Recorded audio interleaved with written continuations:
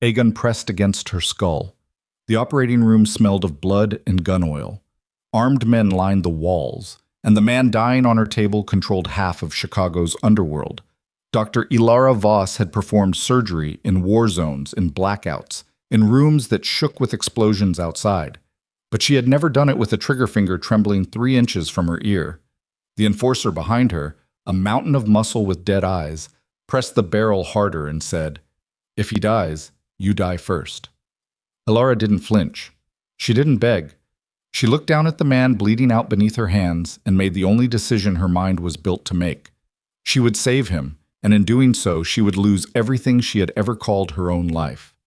If this story already has your heart pounding, you're exactly who this channel was made for. Subscribe now so you never miss what comes next. Hit that like button and drop a comment telling us the city or country where you're watching from. We want to see how far this story travels. Now, let's go back to the beginning. Part 1.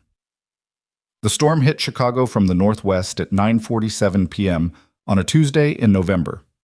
Elara Voss had been on hour 14 of a 16-hour shift when the sky finally broke.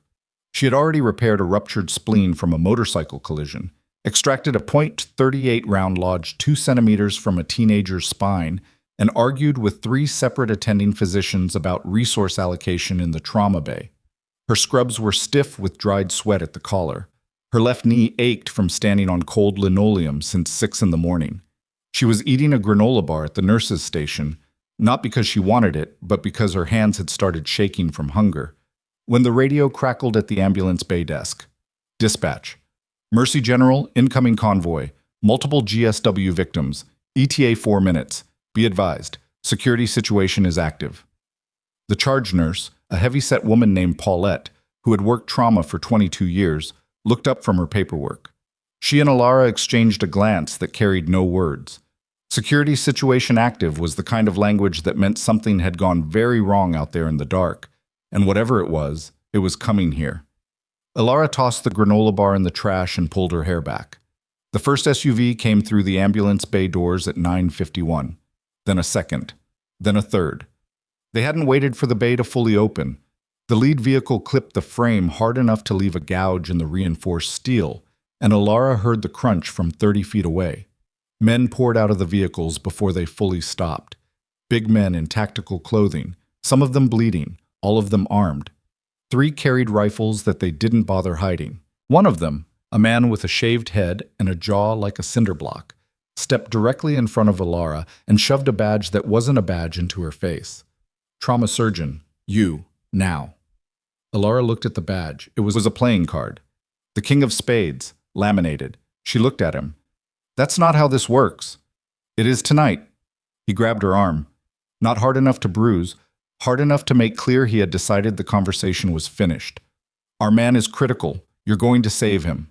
She pulled her arm back, not panicking, taking stock. Around her, the trauma bay had already shifted into controlled chaos.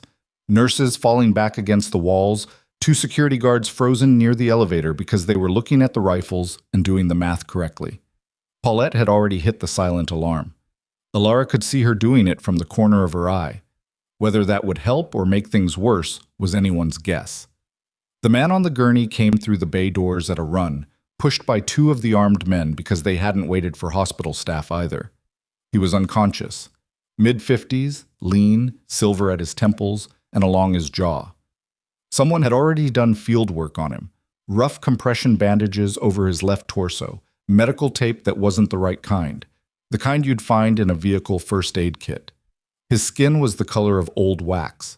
2 entry wounds, Elara could see that much from 10 feet away, and the way blood had soaked through the improvised dressings told her at least one had nicked something significant.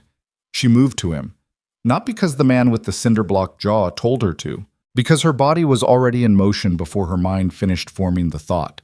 It had been trained for this exact moment for 14 years of medical practice, and it didn't ask for permission. "Bay 2, she said loud and flat. "Move." The armed men looked at cinder-block jaw. He nodded once. They moved. In the next 90 seconds, Elara did what she always did. She created order out of catastrophe through pure command. She directed her team with short, hard words. Vitals. Lines. type and cross. She cut away the field dressings herself and got her first real look at the wounds. 2 gunshots, left side, entry angles suggesting the shooter had been above and to the right. 1 round had passed clean through the intercostal space, messy, painful, but survivable. The second had not passed through. It had gone deep, and from the drop in breath sounds on the left side and the patient's deteriorating pressure, it had found the pleural cavity. He was bleeding into his lung. "We need an OR," she said. "Right now." Cinderblock Jaw stepped up to the gurney. "Do it here." "That's not here." He pulled a handgun from under his jacket and held it loosely at his side. Not pointed at anyone, just present, a reminder. Paulette made a sound low in her throat. One of the younger nurses, a kid named Marcus who had been on the floor 6 months, actually backed into a cabinet hard enough to rattle it. Elara looked at the gun. Then she looked at the man bleeding on her table. Then she looked at Cinderblock Jaw and said, with the particular tone of voice she reserved for colleagues who were making dangerous mistakes, "If I don't get him to the OR, he dies in this room, which means your job tonight was a failure. So either shoot me and watch him bleed out, or get out of my way and let me work." The room held its breath. Cinderblock Jaw put the gun away. "You've got 10 minutes, he said. "I'll take whatever he needs." She was already moving, already calling for the portable surgical cart, already thinking 3 steps ahead. "And your men stay out of my OR. You want to post one at the door? Fine. But in the room, it's my rules." He fell in step beside her as the gurney rolled. "One condition." "What?" "He lives." "That's not a condition," she said. "That's the job." They took him up to OR 3. It wasn't the ideal suite. OR 1 was better equipped for thoracic work. But OR 1 had a procedure already running, and Elara wasn't going to make someone else's patient wait. She scrubbed in with the kind of focus that felt almost chemical, the world narrowing to a tunnel that contained only her hands and the body in front of her. Around her, her team moved with practiced efficiency. Reem on anesthesia, steady and unflappable. Darnell on instruments, already anticipating her. A circulating nurse named Sophia who kept her eyes forward and did not look at the armed man standing inside the OR door, despite the hospital's own policy. Elara had told Cinderblock Jaw 1. He'd sent 2. She didn't have the bandwidth to fight it. The first hour was technical and brutal. The second bullet had lacerated the lower lobe of the left lung. Not catastrophically, but enough. She worked methodically. Her hands did not shake. They never shook during operations. That was when the rest of her shut down and something more precise took over. She had once joked to a colleague that surgery was the only time she felt like a machine, and her colleague had laughed and Elara had not, because it wasn't entirely a joke. The patient coded once, at the 47-minute mark. Flatline, no warning. "Paddles," she said, and her voice came out level. 3 rounds. The third brought him back. Darnell exhaled. Reem said something quiet. Elara said nothing. She went back to the wound. He came out of surgery at 1:14 a.m. stable, alive. The 2 guards in the OR had barely moved during the entire procedure, which told Elara they were professionals. They'd learned somewhere how to be furniture when circumstances required it. In recovery, Cinderblock Jaw was waiting. He had acquired a cup of hospital coffee at some point and was drinking it with an expression that suggested he found it offensive but wasn't going to stop. "He's stable," Elara said. She stripped off her gloves. "He'll need a few days before he can be moved, and I'd strongly recommend—" "He won't be here a few days. I'm talking about his medical recovery, not your schedule." "So am I." Cinderblock Jaw set the coffee on the counter. He studied her in a way that felt less like looking and more like cataloging. "You're good." "Yes." "Lucien said that. About the surgeon here." "I don't know who Lucien is." A pause. Something moved across his face, not quite a smile. "You do now." She didn't ask. She already understood that asking questions about the man she'd just pulled back from death was not the intelligent move. She turned to go, because there were charts to update, and she was still technically on shift and the night was very far from over. "Dr. Voss." She stopped, didn't turn. "You'll be compensated. I'm paid by the hospital," she said, and walked out. She sat in the break room at 2 a.m. with black coffee and shaking hands. Not from fear, she told herself, from exhaustion and post-adrenaline crash, and tried to remember the last time she had felt completely in control of her own life. She was 41. She had earned her board certifications through a decade of brutal training that had cost her a marriage, most of her friendships, and her 20s. She had no family in Chicago. Her mother lived in Portland, her brother in Atlanta, and neither of them understood what she actually did at work, which she had long since accepted. She lived in a good apartment on the north side. She drove a sensible car. She worked 70 hours a week because the work was the one place where her particular brand of intensity was not a problem, but a solution. She had never expected to be the person standing over an unconscious crime lord at 1 a.m. with a gun behind her head and a lacerated lung in her hands. She hadn't known who he was, not during the surgery. It was Paulette who told her quietly in the hallway at around 3 a.m. when the dust had settled enough for words. "Lucien Moreau." Paulette's voice was barely above a breath. "They're saying it on the scanner. The police band picked up chatter. Someone tried to kill Lucien Moreau tonight." Elara looked at her. "Who is—" "The Moreau family runs the port." Paulette glanced at the door. "Has for 40 years. But Lucien isn't just the port. He's everything. Warehousing, distribution, half the city council if you believe what you read. Which I don't, but still." Another glance.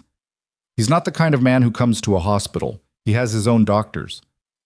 His own doctors weren't available at 9:51 p.m. in a thunderstorm. "No." Paulette studied her. "I guess they weren't." The police arrived at 3:30 a.m. Two detectives, both in the careful suits of people who had been called out of comfortable beds into uncomfortable situations. They asked Elara questions. Standard questions, the kind she had answered before when gunshot victims came through her OR. She told them what she could legally tell them. Patient was admitted, patient underwent emergency surgery, patient was stable. When they pushed on the names of the men who had come in with him, she told them she had been focused on the patient and not the faces in the room. This was not entirely true, but it was true enough that she could say it without feeling the words stick in her throat. The detectives left around 5. They did not seem satisfied. Lucien Moreau was gone by 6. She found the room empty when she made rounds. The IV pole stood alone in the center of the space, the line dangling. The monitors were off. The bed had been stripped. He had been moved, presumably, by the men who had brought him, against medical advice, against every protocol, without a discharge form, without paperwork, without anything but a vacancy where a recovering patient had been. On the bedside table, he had left nothing. No note, no compensation, as Cinderblock Jaw had promised. Just the faint impression in the pillow where his head had been, and the particular stillness of a room recently emptied by people who knew how to leave without being seen. Elara stood in the doorway for a moment. Then she turned and went back to work. She told herself firmly and with the certainty she used when she needed to close a mental door, that was the end of it. She had done her job. He had survived. Whatever world he belonged to, it was not hers, and it would not touch her again. She was wrong about that, of course. But at 6:15 a.m. on a Wednesday in November, with gray light beginning to show through the hospital windows and her body running on coffee and stubbornness, she did not yet know how wrong. 3 days passed. On the first day, Elara slept for 11 hours, then went back to the hospital and operated on a highway crash victim and a 7-year-old with a congenital defect that the attending peds surgeon had flagged as a consult. She was good at the child, better than the attending expected. She could see it in his face when she walked out. On the second day, she noticed the car. It was parked across the street from her building. Black, nondescript, the kind of vehicle that was specifically designed not to be memorable. She noticed it because it was there in the morning when she left for work, and there in the evening when she returned, and the driver never moved. She told herself it was nothing. Neighborhood car, street parking, coincidence.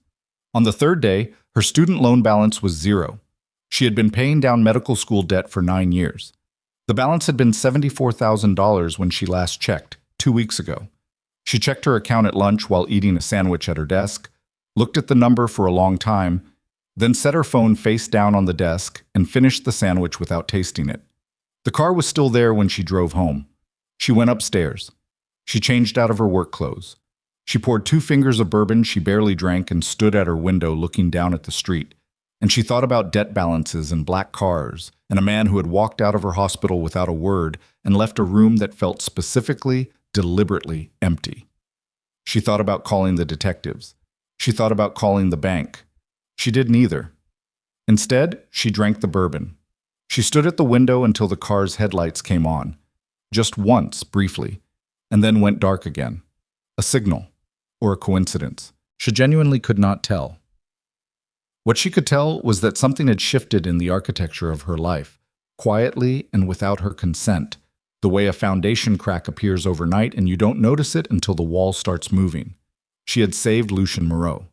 And Lucien Moreau, it was becoming clear, did not believe in debts going unpaid.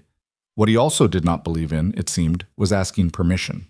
She pulled out her phone, opened a search, typed, Lucien Moreau, Chicago. The first result was a news article from 8 months ago. A brief piece, careful language, the kind written by reporters who choose their words the way people navigate a minefield, deliberately and with great attention to where their feet land. It said very little that was concrete. It said enough. She read it twice. Then she put the phone down on the counter and looked at her own reflection in the dark window. You do now, the man with the cinder-block jaw had said. She understood, finally, what he had meant. And she understood, with the cold clarity that only came to her in genuinely bad situations, that this was not the end of anything. It was the beginning of something she had not chosen and could not yet name, moving toward her through the dark like a second storm. The loan balance stayed at 0. Elara checked it again on Thursday morning, standing in her kitchen in her socks with coffee going cold on the counter. She refreshed the page 3 times. The number didn't change. $74,000, gone, as though someone had simply reached through the screen and erased it the way you'd wipe chalk off a board. Clean, complete, without ceremony. She called the bank.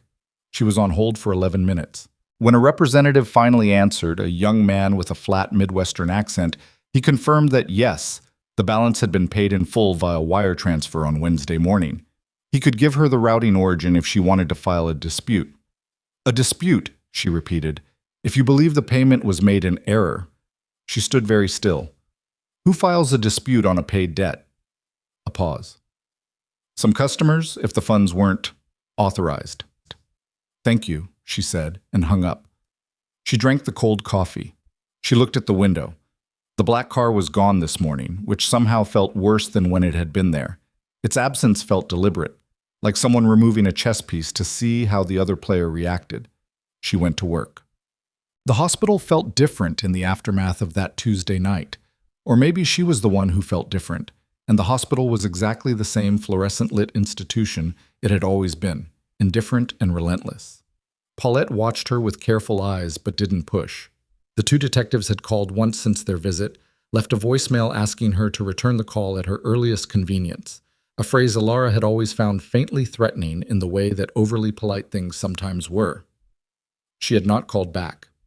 On Friday, she had a difficult surgery. A patient with adhesions from prior abdominal work, scar tissue laid down like old rope, everything fighting her. She was in there for 4 hours and came out with the particular hollow feeling of a procedure that had gone right, but not easily. She was changing out of her scrubs in the locker room when Paulette appeared in the doorway. Someone's at the front desk asking for you. Elara didn't look up. I don't take personal visitors at the hospital. He said to give you this. Paulette held out a folded piece of paper. Elara took it, opened it. One line, handwritten in precise economical script. The debt runs both ways. LM. She folded it back along the same crease. Tell him I'm not available. Paulette looked at the paper, then at her. He's not someone who looks like he takes that answer well. I'm not someone who adjusts my answers based on how people look. Paulette left. Elara sat on the bench and stared at the locker in front of her for a moment, then stood, finished changing, and walked out through the back corridor to the parking structure. The man was waiting by her car. Not Cinderblock Jaw this time. Someone younger, leaner, in a dark jacket with the collar up against the November air. His face was angular and watchful, the kind of face that gave nothing voluntarily.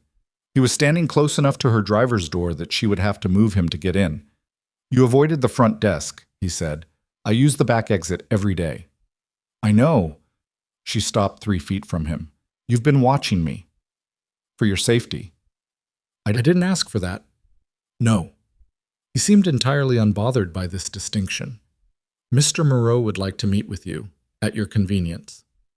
I'm busy. He expected you'd say that. A brief pause. He also wanted me to tell you that the payment for your services was not intended to create an obligation. He understands the difference. The payment was unsolicited, and I didn't agree to it.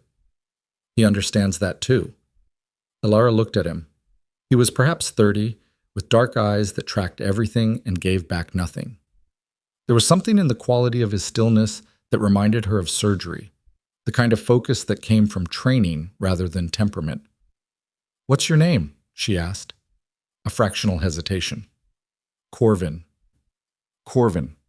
She tried to read the hesitation and couldn't. "Tell Mr. Moreau that I appreciate he's alive, because I appreciate all my patients being alive. Tell him the debt, if he believes there is one, is cleared, and tell him I don't meet with patients outside the hospital." She moved past him to her car door. He stepped aside. Clean, no resistance, which somehow felt like a more sophisticated form of pressure than resistance would have been. "Dr. Voss." She had the door open. "3 men followed you from the hospital 2 nights ago. We redirected them. They weren't from the police." She stood with her hand on the door. "Who were they from?" she said without turning. "People who believe that saving Lucien Moreau's life makes you valuable to them, either as leverage or as a replacement." She turned then, because that sentence required a face to go with it. His expression was the same, flat, watchful, offering information the way a weather report offered rain, matter-of-factly, without emotional investment in how you received it. "Are you threatening me?" she asked. "I'm describing your situation." "My situation," she said carefully, "is that I'm a trauma surgeon with a busy practice and no involvement in whatever world you and Mr. Moreau inhabit." "That was your situation 2 weeks ago," Corvin said. "Things change." She got in the car. She drove home. She sat in her parking structure for 4 minutes before getting out, which was 4 minutes longer than she usually sat anywhere. She called the detectives back on Saturday morning. The one who answered was named Harrow. She had his card, a plain white rectangle with a badge number. He picked up on the second ring, which told her he'd been waiting. "Dr. Voss, thanks for getting back to us." "I want to know what you know," she said. No preamble. She had learned over years of medicine that preamble was usually just delay dressed up in courtesy. A pause. She could hear him thinking, recalibrating. "I'm not sure I follow." "Lucien Moreau. The shooting. What can you tell me?" Another pause, longer. "Dr. Voss, typically in these conversations, we're the ones asking what..." "Then ask," he asked. She answered what she could, which was not much more than she'd told him the first time. When he finished, she asked again. "Someone tried to kill Lucien Moreau," she said. "The attempt failed. I need to understand what that means for people adjacent to the situation." "Adjacent?" He let the word sit. "Is that what you'd call yourself?" "I'd call myself a surgeon who performed emergency surgery on a gunshot victim. That's the whole of it. But apparently that's enough for someone to take an interest." Silence on the line. She could hear Harrow working through it. What to give her, what to keep, where the line was between useful and compromising. She had the impression he was a careful man, the kind who had made a career out of patience. "There's a power struggle," he said finally. "Has been for about 18 months. Moreau's held the port contracts for decades, but there's a new organization moving into distribution. We don't have full identification yet. They've been pressuring his operations. The shooting Tuesday was the first direct attempt. A beat. Whoever did it, they missed. When these people miss, they don't typically accept the loss and walk away. They try again. They eliminate variables."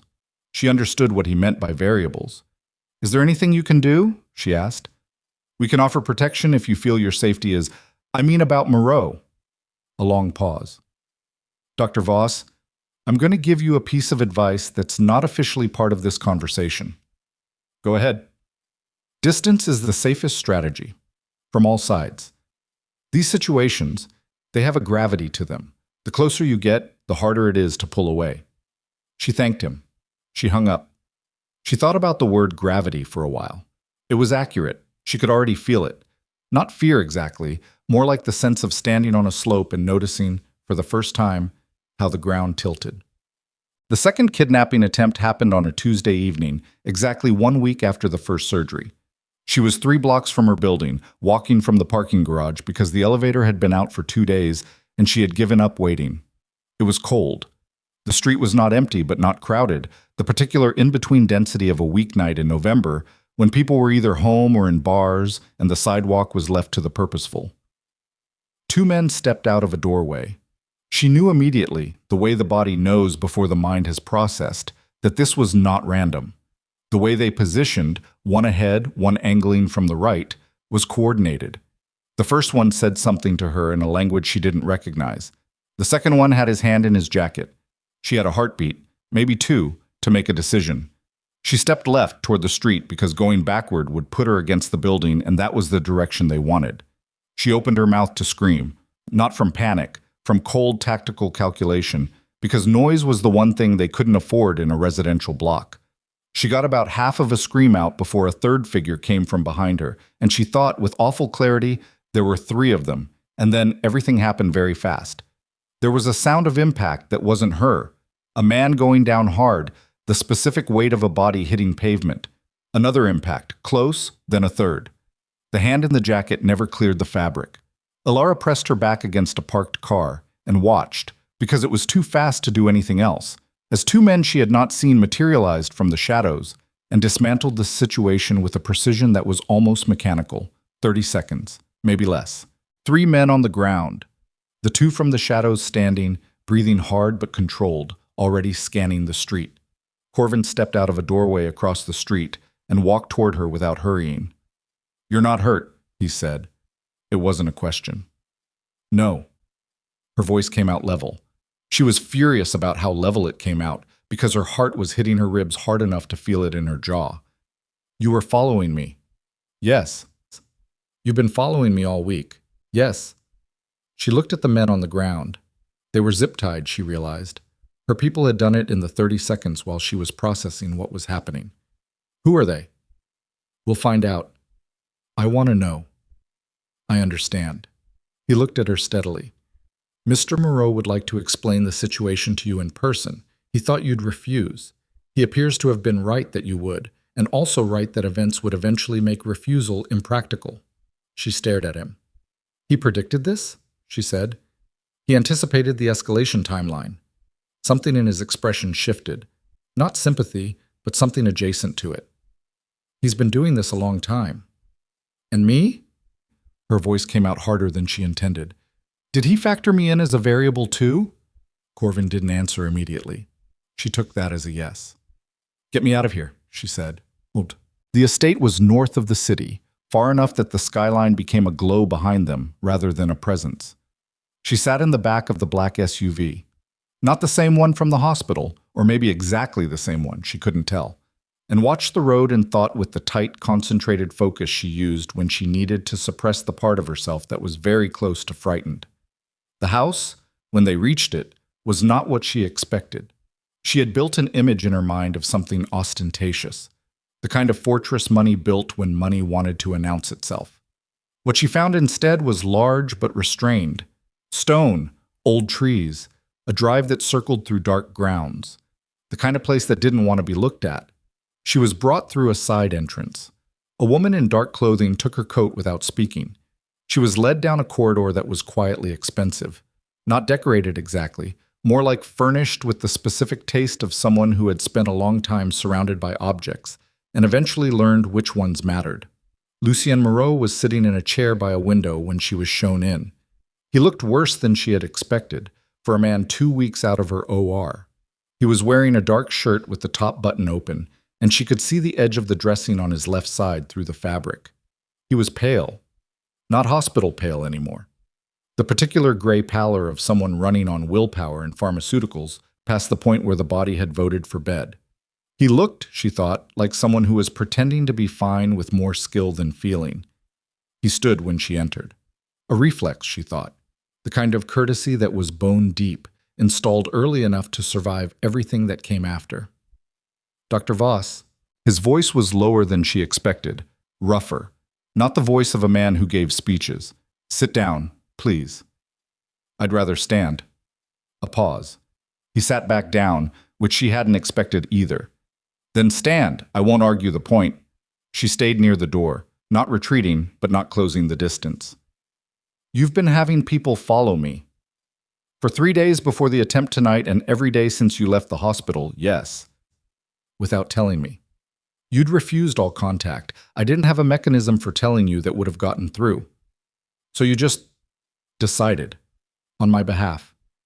I made a calculation. He didn't flinch from it.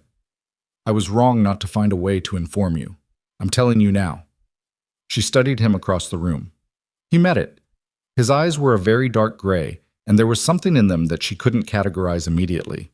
Not arrogance, not the entitled confidence she'd expected from a man who apparently controlled half of Chicago. More like the particular self-possession of someone who had lost enough things that they'd stopped being afraid of losing more. It sat on him strangely, that quality, like armor worn too long, starting to shape the body beneath it. The men tonight, she said. Who sent them? The Caver organization. They're based out of the Eastern Port facilities. They've been absorbing distribution networks for 18 months. A brief pause. My distribution networks. And they came after me because you saved my life. His voice was entirely flat when he said it. Not dramatic, just factual. In their read of the situation, you're either a weakness of mine to be exploited or a resource to be redirected. Either way, they want you not in my column. Elara processed this. She was aware of a very particular sensation, the feeling of a door closing behind her, quiet and final, in some architecture of her life she hadn't known existed until it was already shut. I want to go home, she said. I know. But you're going to tell me that's not safe. Not tonight, not the way things stand. He watched her carefully. I have a medical facility on the grounds. Staff quarters. You would have everything you need. Everything I need. She looked at him. I need my career, my patients, my life, which is at my hospital and my apartment and not here. I can arrange for your patients to be covered. Your chief of surgery will understand a family emergency. You've already spoken to my chief of surgery? Not yet. I would ask your permission first. She almost laughed. It came out wrong. Not funny, just the involuntary sound of someone absorbing something genuinely absurd. You'll ask permission to call my boss, but not to pay off my student loans? Something crossed his face. The loan was a poor decision on my part. I owed you something, and I didn't know how to calibrate it. You're right to be angry. I'm not angry, she said, which was not entirely true. I'm tired, and I'm trying to figure out what my options actually are. I'll tell you what they are, he said. You stay here, where my people can protect you, until I've resolved the situation. Or you go home tonight, and the men who came for you earlier send more, and I can't guarantee the second attempt fails as cleanly as the first. He paused. That's the honest version. She looked at him for a long moment. He didn't look away.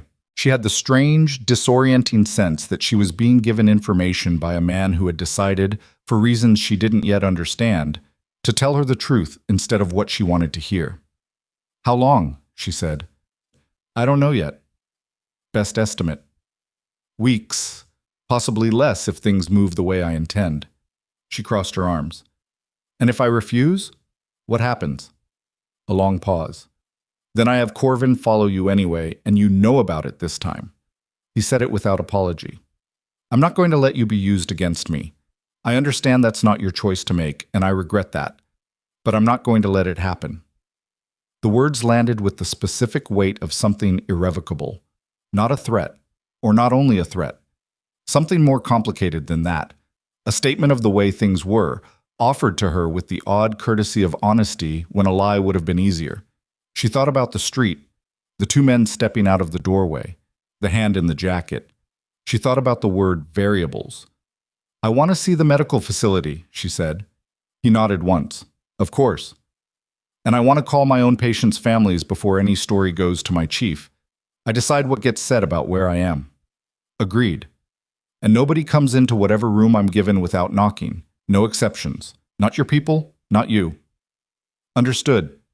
She looked at him one more time, this gray-faced man in his careful house, with his hidden empire and his healing wound and his eyes that gave away less than she wanted them to. She was a surgeon. She read bodies, read damage, read the thing underneath the surface that the patient was trying to manage or hide. What she read in Lucien Moreau was more complex than she had room to process tonight, standing in his study in her coat, with her heart still not entirely steady from the street. But she read that he meant what he said, and she read that he was very, very tired. So was she.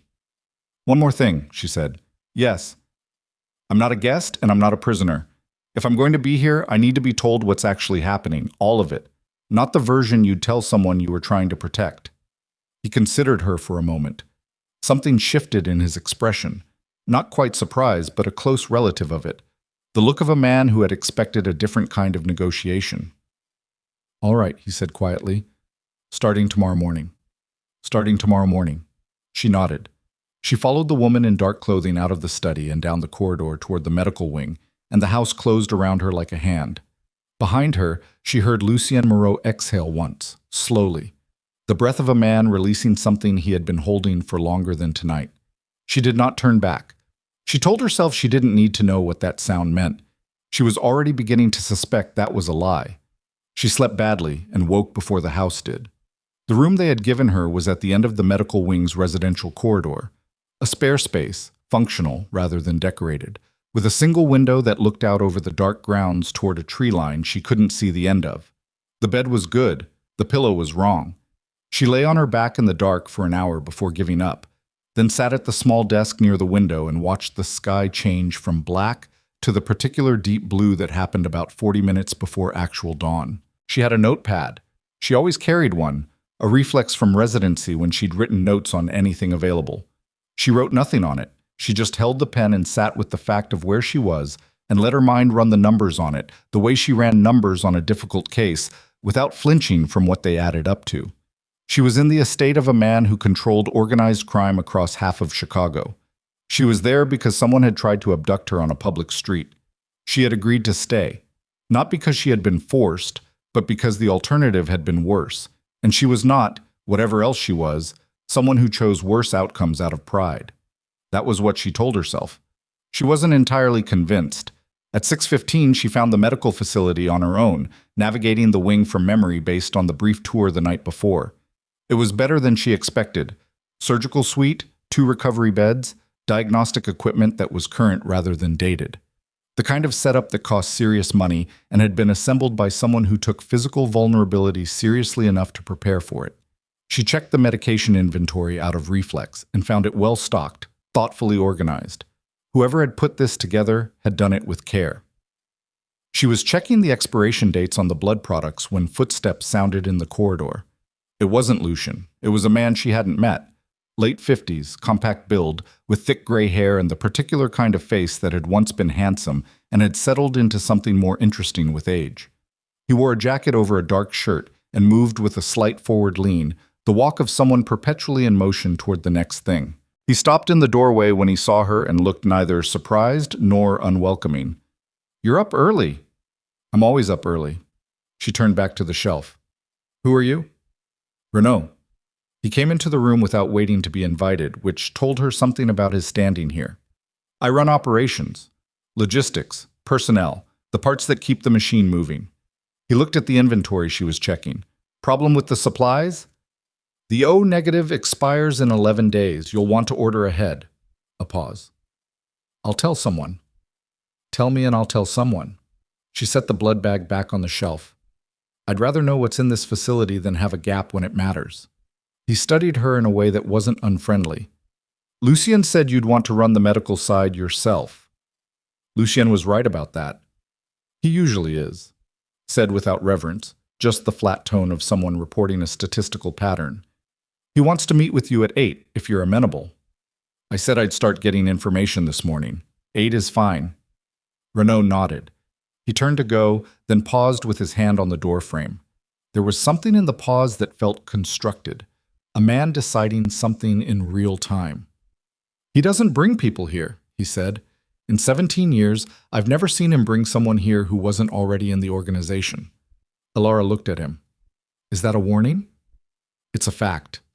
He left the doorframe and his footsteps moved away down the corridor, unhurried.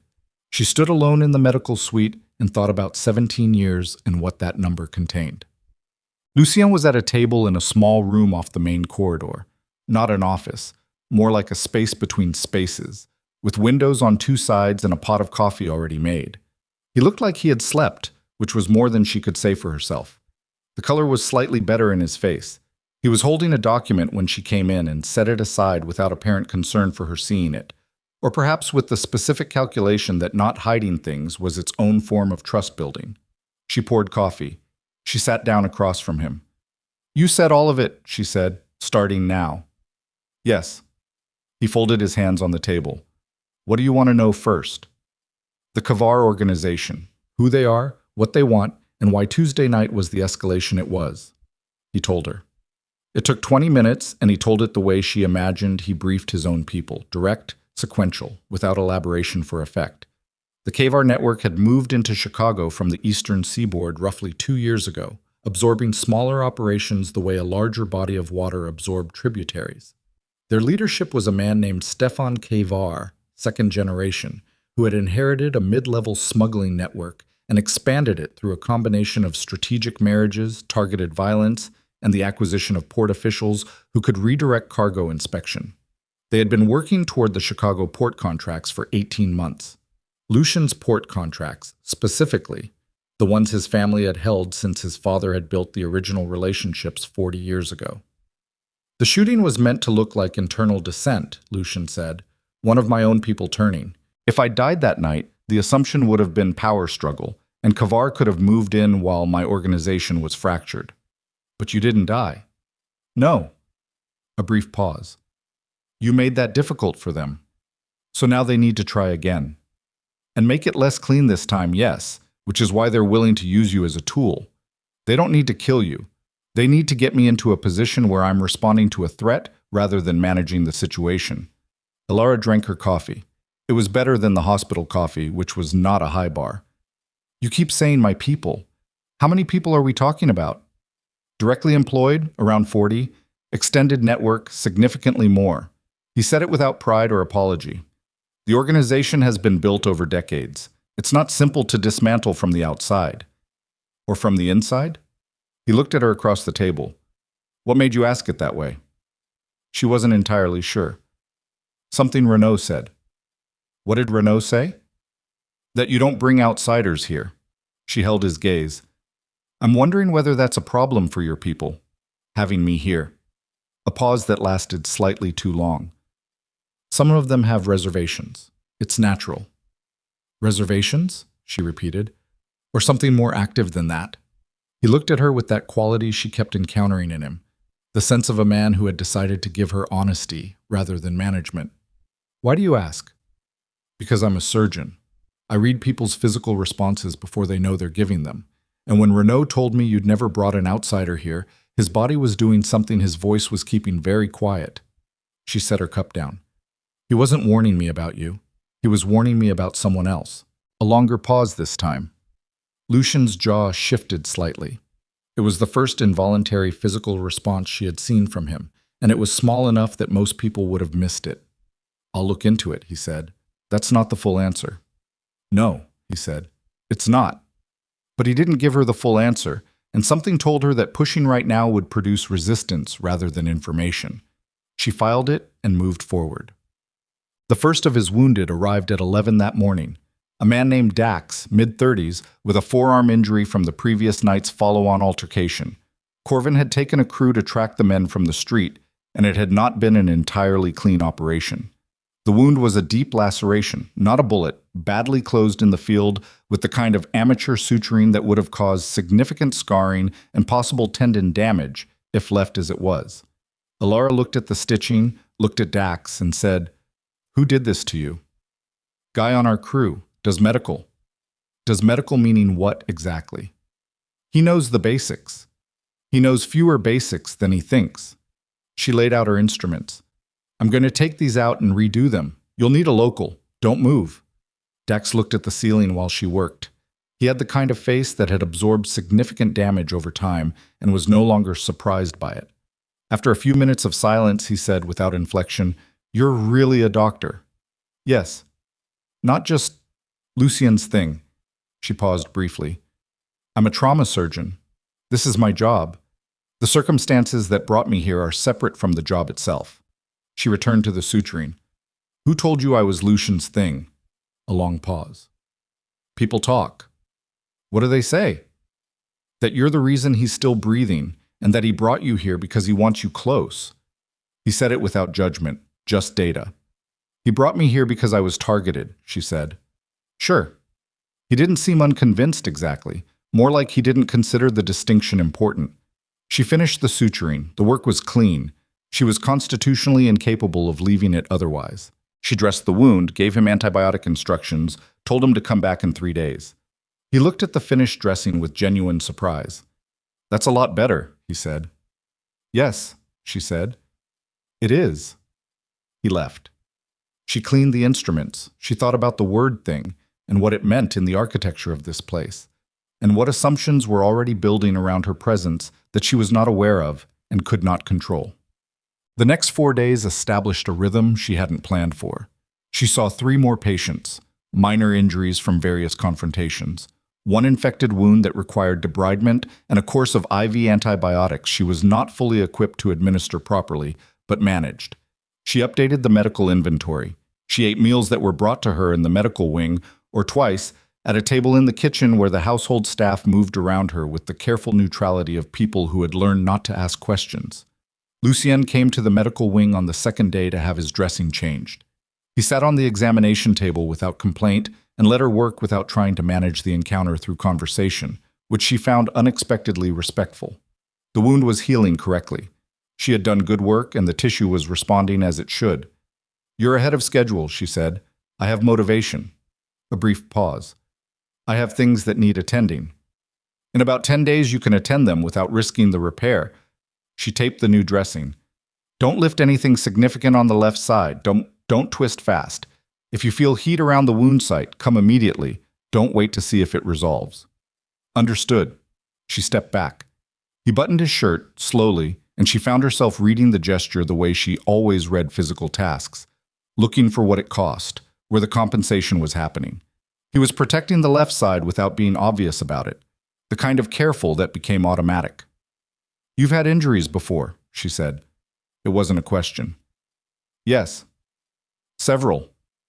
Several, he agreed with the tone of someone confirming an unremarkable fact. How many times has someone tried to kill you? He considered the question seriously, which she hadn't expected. Definitively? 4, probably? Closer to 7. And you're still here. And I'm still here. Something moved across his face. Not pride. More like the wry acknowledgement of a statistical improbability. It's not a record I'd recommend trying to set.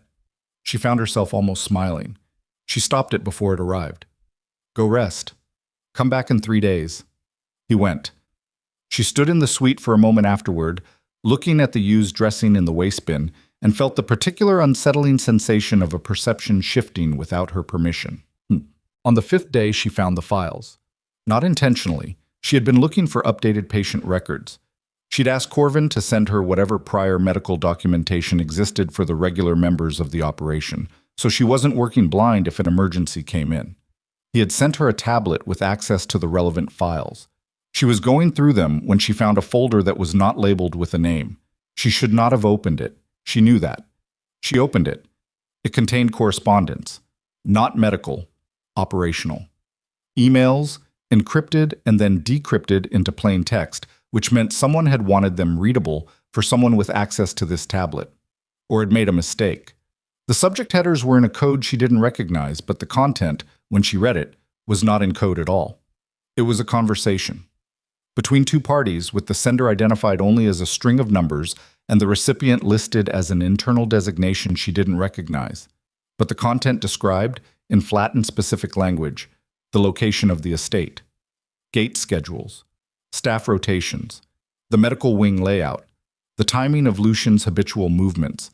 The most recent message had a timestamp from 3 days ago. 3 days ago, she had been here. She sat very still for a moment. The tablet felt heavier than it should.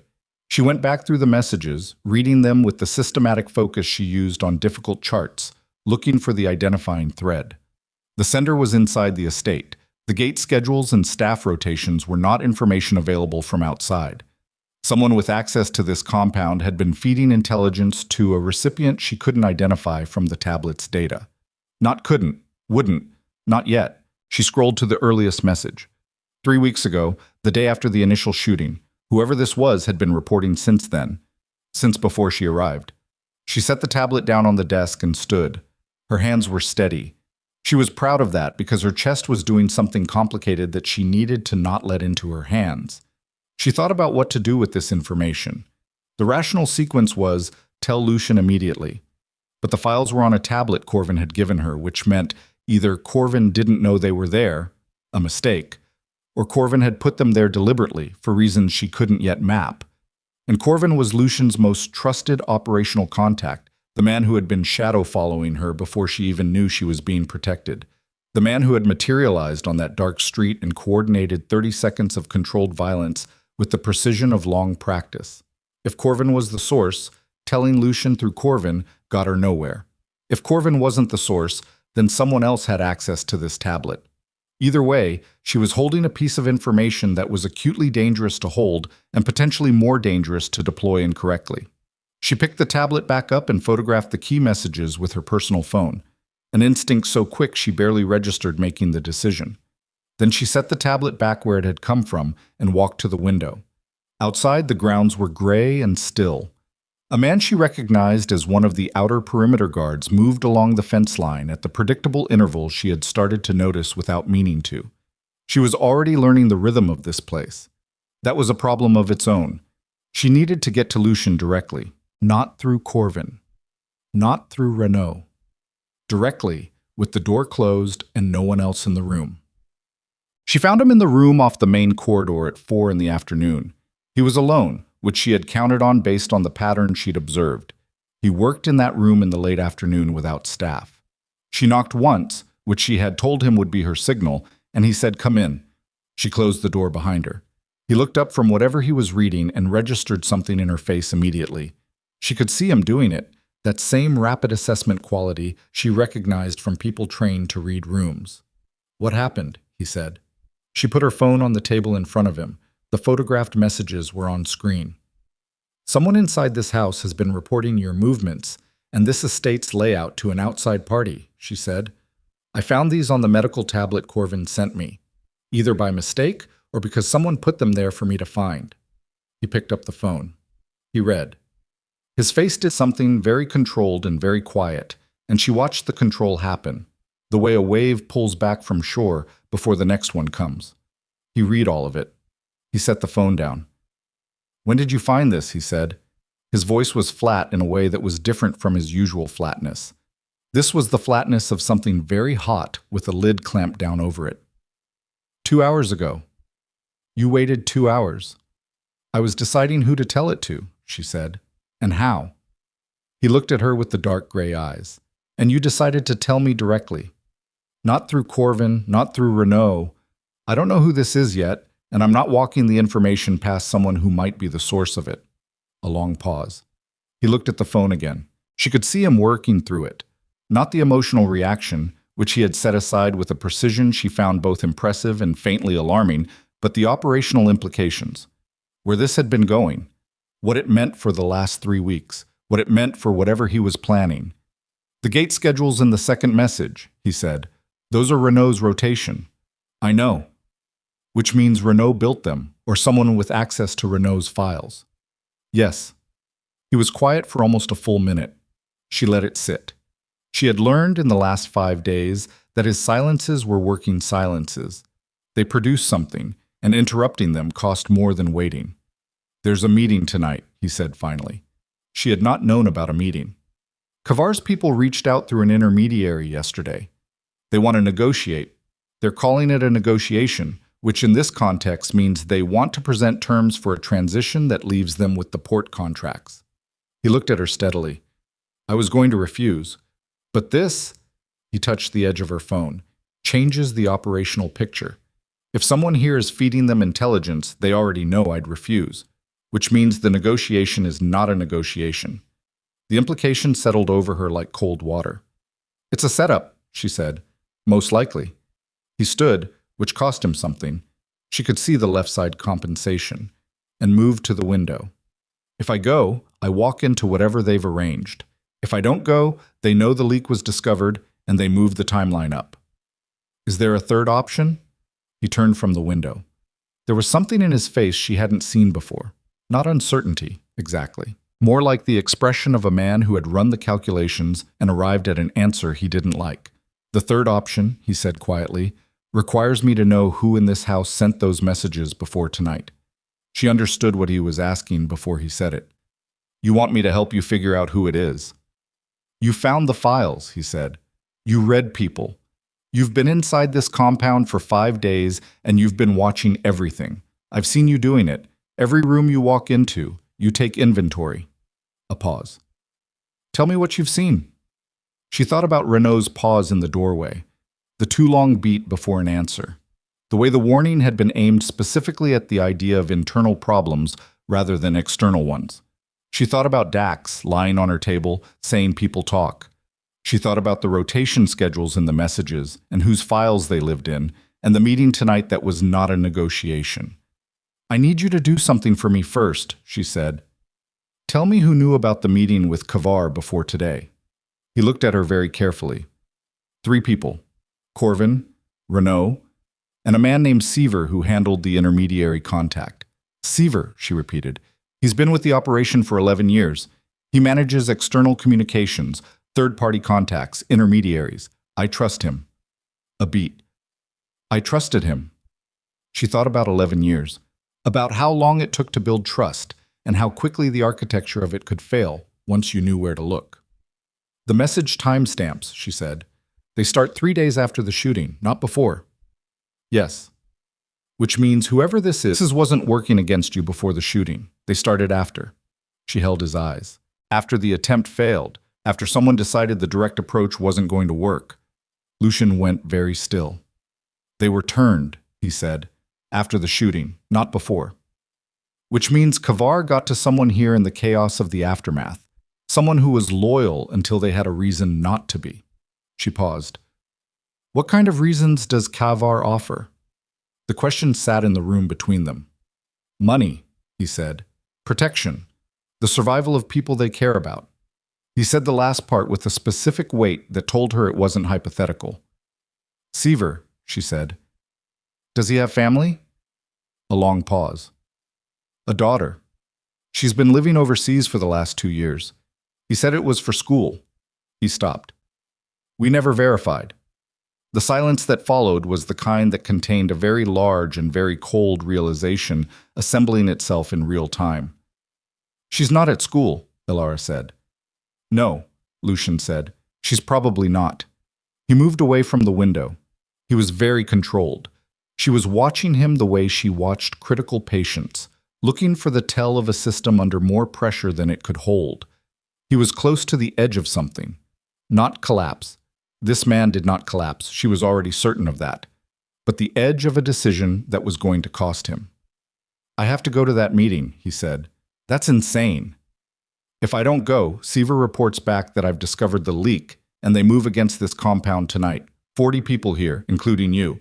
He turned to look at her directly. If I go, I know what I'm walking into. I can prepare for it. Prepare for what? An ambush? I've survived ambushes before. You have a repaired lung laceration, and you're 2 weeks out of surgery. I'm aware of that. She stared at him. Then you know how catastrophically bad this idea is. Yes, he said. I also know it's the one that protects the most people. He held her gaze, and there was something in it that was stripped down to the essential. No performance, no management, just the raw fact of a man who had lived in this world long enough to understand its math. I'm not asking you to agree with it. I'm telling you what I've decided. She looked at him for a long moment. The compound around them felt different now. The same walls, the same corridors, but something in the air had shifted, the way air pressure changes before a storm that hasn't arrived yet. I'm coming, she said. No. You're going to need a surgeon. I have people. People who stitch lacerations with fishing line and call it medical. She crossed her arms. You walk into that room and something goes wrong, you need someone who can keep you alive long enough to get back here. I'm the only person in this building qualified to do that. He stared at her. She stared back. It was, she thought distantly, possibly the strangest argument she had ever made in her career for accompanying a patient into a dangerous situation. This isn't your war, he said. No, she said. But apparently someone decided to make it mine the moment I put my hands in your chest. She uncrossed her arms. So let me finish what I started. The room was very quiet. Outside, the light was going gray, and somewhere in the estate, a man who had sold his loyalty for his daughter's safety was preparing to make a phone call that would set the night in motion, and Elara Voss stood in a room with the king of a burning empire and understood with complete terrible clarity that she had already crossed every line she had drawn for herself, and that the only direction left was forward. They left at 8:15. 2 vehicles, Lucien in the first with Corvin driving and 2 others in the back. Men. Lucien had selected himself quietly without going through Renault or Seaver, pulling them aside one at a time over the hour before departure and giving them instructions in low voices that Elara was not close enough to hear. She rode in the second vehicle with Dax and a woman named Petra she had not met before, compact and dark-haired with a stillness about her that suggested she was the most dangerous person in the car. Elara had a medical bag in her lap. She had packed it herself. Field dressings, hemostatic gauze, IV supplies, morphine in a locked case with the key around her wrist, 2 units of O-negative from the facility that were not yet expired.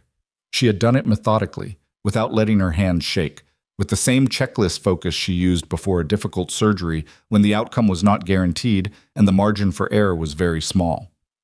Petra watched her pack it without comment. As they pulled out of the estate gates, she said, "You ever done field work?" "Not like this," Elara said. "Then stay behind me, whatever happens." "I'll stay where I'm useful." Petra looked at her for a moment with the eyes of someone recalibrating an estimate. Then she turned back to the window. The meeting location was a warehouse complex in the Southport district, the particular geography of the city's industrial edge, where the lake was close enough to smell but not close enough to see, and the buildings were built to hold cargo rather than people. Lucien had been here before, clearly. He gave Corvin the route without consulting anything, and Corvin drove it with the quiet efficiency of a man following a path already memorized. Elara watched the city change outside the window. The lit districts gave way to the darker industrial zones, streetlights further apart, less traffic. The night was clear and very cold, and the warehouses they passed were the kind of large that absorbed light rather than reflected it. She thought about Seaver. Before they left, Lucien had called him in. She had not been in the room for it. Lucien had asked her to wait in the corridor, a request she had respected because the conversation that needed to happen was not hers to witness. She had heard almost nothing through the door. 2 minutes of quiet, and then a single sound that might have been a chair moving, and then quiet again. Seaver had not come out. When Lucien emerged, his face was arranged in the careful neutral. She was beginning to read as the expression he wore when something had cost him something he wasn't prepared to show. He had said only, "His daughter is in a facility outside of Bratislava. Kavar's people have had her for 4 months." A pause. He didn't know that the messages were being used to set up tonight. He thought he was buying time. "Is she alive?" Elara had asked. "As of last contact, yes." He had moved past her down the corridor. "It doesn't change the situation." She hadn't argued with that. She understood it, not as coldness, but as the math of it. The situation was what it was, regardless of how it had been assembled. What she had not told him, as they walked to the vehicles, was that she had sent one more message before leaving. From her personal phone to Detective Harrow's number, a text that said only, "Southport Warehouse District, tonight, Kavar Organization. I think you know what this means." She hadn't signed it. She hadn't waited for a response. She had put the phone in her coat pocket and gotten in the car and not mentioned it to anyone. She didn't know if it was the right call. She knew it was a call she needed to make. The warehouse was lit inside. They could see it from 2 blocks away, a glow through the high windows, the particular industrial yellow of work lighting. Lucien's vehicle stopped first, and Elara's stopped behind it. She watched through the windshield as Lucien got out, unhurried, and stood for a moment looking at the building with the particular quality of someone reading a situation through their skin. Corvin moved up beside him. They exchanged something low. Corvin's head moved in a micro-nod. Then Lucien turned and looked at Elara's vehicle. She got out before he could tell her to stay. He looked at the medical bag on her shoulder. He looked at her face. He said nothing, which she took as permission, and fell in at the edge of the group as they moved toward the warehouse entrance. The door was open. Not unlocked. Open, standing ajar, The way you left a door when you wanted to signal that whoever was inside was expecting you. Warm air pushed through it, the smell of oil and metal and something chemical underneath. Elara's pulse was doing something she noticed the way she noticed a patient's monitor. Present, registered, set aside. Inside. The space was large and mostly empty. Cleared for this, recently, she could tell by the absence of dust in certain areas and the presence of it in others. High ceiling, concrete floor, the structural bones of a working warehouse stripped down to a meeting room by the removal of whatever had occupied it. Lighting from portable work lamps positioned at the corners, which meant the center of the space was brighter than the edges. In the center, a table. Metal, folding, the kind that had no pretensions. 6 chairs. 3 on each side. On the far side of the table, already seated, 3 men. The one in the center was Stefan Kavar. She knew him immediately, not because she had seen photographs, she hadn't, but because he had the particular presence of someone who had spent decades in rooms where everyone else was aware of his authority. Late 50s, heavy-set but not soft, with close-cropped silver hair and the face of a man who had learned to keep his expressions at roughly the temperature of room-temperature water. Not cold, not warm, ambient. Beside him, on his left, a man she didn't recognize, younger, with the restless alertness of an operational lieutenant. On his right, a woman in a dark coat who sat with her hands on the table and her eyes fixed on Lucien from the moment he walked in. Lucien crossed the floor without hesitating. He pulled out a chair on his side of the table and sat. Corvin sat beside him. The third chair on their side remained empty. Elara stayed near the wall, 15 feet back. Dax and Petra bracketed her without making it obvious. The warehouse had other exits. She had clocked them on the way in, the reflex of someone who had learned in the last 2 weeks to locate the ways out of any space she entered. Lucien. Kavar's voice was deep and carried easily in the large space. He sounded like a man who was genuinely glad to see someone, which was exactly the most dangerous way to sound. I'm glad you came. You gave me a date and a location, Lucien said. I came to hear what you have to say. That's all I'm asking. Kavar spread his hands on the table. An open gesture, practiced. We've been circling each other for 2 years. Men have died. Operations have been disrupted. None of that is good for either of us. Speak for yourself on the disruption. A brief smile. Fair. You've held your ground better than I expected. A pause, the kind with texture in it. But you're tired, Lucien, I can see that. You've been holding something together for a long time and it costs. I know what that costs. He leaned forward slightly. What I'm offering tonight is an end to it, a clean division. You keep your existing import infrastructure, your northern distribution. We take the port contracts moving forward. No more escalation. Lucien was quiet for a moment. His hands rested on the table, still, which Elara had learned was the position he defaulted to when he was most in control of himself. The port contracts, he said, have been in my family's operation for 40 years. 40 years is a long time to hold anything. A slight tilt of Kavar's head. Nothing holds forever. No, Lucien agreed. It doesn't. A pause. The shooting 3 weeks ago, was that your opening offer? The temperature in the room dropped a degree. Kavar looked at him without moving. That was a miscalculation by someone who has since been corrected. Corrected, Lucien said. Interesting word. He glanced toward the far end of the warehouse, toward the deep shadow past the work lamps. A glance that lasted exactly 1 second and then returned to Kavar. How many people did you bring tonight? A pause. This is a conversation, Kavar said. Yes. Lucien's voice did not change at all. How many? A silence that lasted long enough to become its own answer. Elara felt it before she processed it. A shift in air pressure, almost. The particular sensation of a situation-changing state. Her hand found the strap of the medical bag. Her eyes went to the edges of the warehouse, to the darkness past the lamps, and she saw it. Movement. Not dramatic. Just the specific stillness of people trying not to be seen, which was itself a kind of visibility if you were looking for it.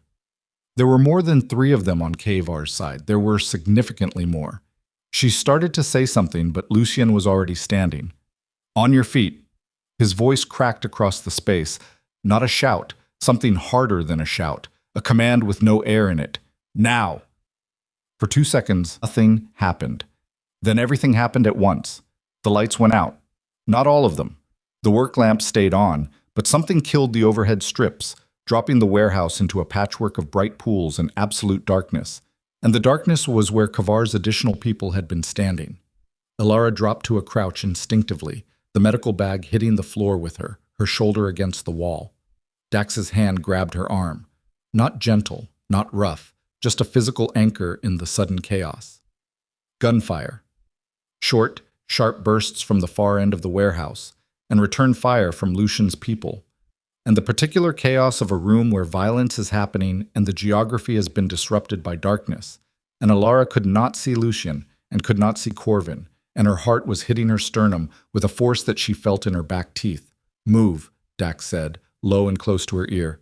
"Left wall, toward the door." She moved, low, fast, the bag in hand, keeping the wall at her shoulder. The sound of gunfire was disorienting in the large space. It came from multiple directions and echoed and made it impossible to locate anything with precision. She nearly went down when her foot caught something. A floor drain, the metal grate edge, caught herself on the wall and kept moving. The door was 20 feet ahead. The pale rectangle of the outside dark, less dark than inside, enough to aim for. Then Petra materialized out of the shadows to her left, moving backward, keeping something between her and the center of the room, and Elara understood that Petra had been covering the approach from the far side. Petra's breathing was hard and fast. "The car," Petra said. "Not yet." Elara stopped. "Where's Lucienne?" "In there." "I need—" "The car, doctor." Petra's voice was completely flat. "Lucien's orders before we came in. If it goes sideways, you go to the car. If it goes sideways, he's going to need— now." Elara looked at her. Petra had a gun in her right hand and her left arm pressed close to her side, and Elara registered with the part of her brain that never stopped working that the arm was damaged. Not bleeding visibly, but held in the particular guarded way of a shoulder injury, joint rather than tissue, and the pain of it was in Petra's jaw and the tight set of the muscle there. "Your shoulder," Elara said, "doesn't matter. Your trigger control is going to degrade in about 4 minutes when the muscle spasm—" "I know," Petra said, and something in her voice shifted, the flatness cracking slightly at the edge. "I know. Now will you please get to the car so I can do my job?" Elara went. Outside, the cold hit her like a wall and she breathed it in. Gun smoke and cold lake air, the smell of the port district, exhaust from the running vehicles. She reached the second car and got in and sat with the medical bag on her knees and listened to the sound of the warehouse and thought with complete focus about what she needed and what she had. 2 units of O-negative, hemostatic gauze, suture kit, morphine. The one thing she did not have that she might need was a chest tube, and she had not packed one because she had not let herself think they would be doing thoracic work in a car in the Southport district, and she was now revising that assessment with significant urgency. 4 minutes. 5. The firing inside the warehouse had become intermittent, single shots rather than bursts, which meant either it was nearly over or someone was being very careful with ammunition. She could not determine which. Then the warehouse door came open, and 2 of Lucian's men came out supporting a third between them, and the third was Corvin, and Corvin was walking but wrong, one leg taking the weight and the other dragging, and his face was white and tight with something he was not making sound about. They got him to the car. She was already moving before the door opened. "Let me see," she said. "Keep driving," Corvin said to the driver. "Not until I see." She was already cutting the fabric of his trouser leg with the scissors from her bag.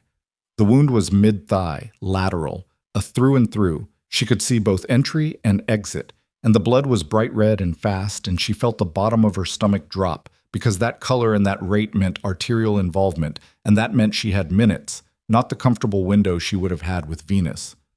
"Corvin, talk to me." "I'm fine."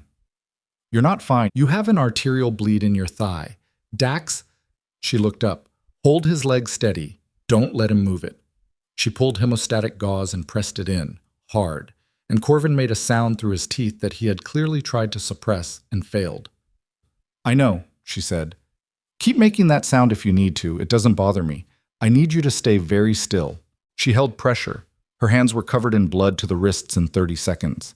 She could feel the pulse of it through the gauze, rapid, urgent, the insistence of a system that did not know it was running out of what it was running on. She pressed harder. Corvin's hand came down on top of hers, not pushing her away, just gripping, the reflex of a person in severe pain finding something to hold on to. "Where's Lucien?" he said. "Still inside." A pause that cost him something. "He'll come out." "I know he will." She didn't know that. She said it the way she said things to patients in critical moments. Not dishonestly, but with the particular authority of someone who understood that certainty was sometimes the most useful tool available. "Stay with me." The warehouse door opened again. Lucien came through it, walking on his own. That was the first thing she registered, and the relief of it moved through her fast and then was gone because she was working, and relief was a feeling she would have later. He was moving wrong, though. The left side compensation was more pronounced than it had been, and there was something in his gait that told her the 2 weeks of surgical repair had taken damage tonight. He got in the front. "Drive," he said. The car moved. "Lucien." She did not look up from Corvin's leg. "Are you hit?" A pause. "Grazed," he said. "Where?" "Left side." Her jaw tightened. "The surgical site." "Adjacent." "That means yes." She kept pressure on Corvin's thigh with her left hand and reached into the bag with her right for the flashlight. "I need to see it. Corvin first. I'm managing Corvin. I can manage 2 things." She looked up briefly. In the front seat, Lucien had his right hand pressed against his left side, and his face had the color she remembered from her OR table 3 weeks ago, the wax pale of someone whose body was directing resources away from the surface. "Left side, open your shirt." He did it without arguing, which told her more about his condition than any visual assessment would. She looked at what she could see in the moving dark of the car. The dressing she had applied 3 days ago, dark now, the tape lifting at one edge. The original wound site was below this, but the new damage was above it, and she could see from here that above it was worse than he had said. "That's not a graze," she said. "It's not deep." "It's deep enough to reopen the pleural repair." His jaw tightened. He said nothing. "How long ago?" 20 minutes approximately. 20 minutes of controlled movement and no complaint, and she understood now why his breathing had a quality to it that she had read as effort rather than damage. He had been managing the breath sounds, managing the rate, keeping it functional through sheer decision. She had seen patients do this in shock, run on will past the point where the body would have chosen differently. It never lasted as long as they thought it would. "We're going back to the estate," she said. "I know. I'm going to need the OR suite the moment we get there." "It'll be ready." He paused. "Corvin." "I've got him." She did have him. The bleeding had slowed under sustained pressure, the hemostatic material doing its work. And Corvin was still conscious, still making small sounds at intervals that told her he was present. "He needs a hospital OR for the arterial repair. I can stabilize him, but I can't fix the vessel in the field suite. Then we get him to the hospital after you stabilize." A pause. "After." She understood what after meant. After her.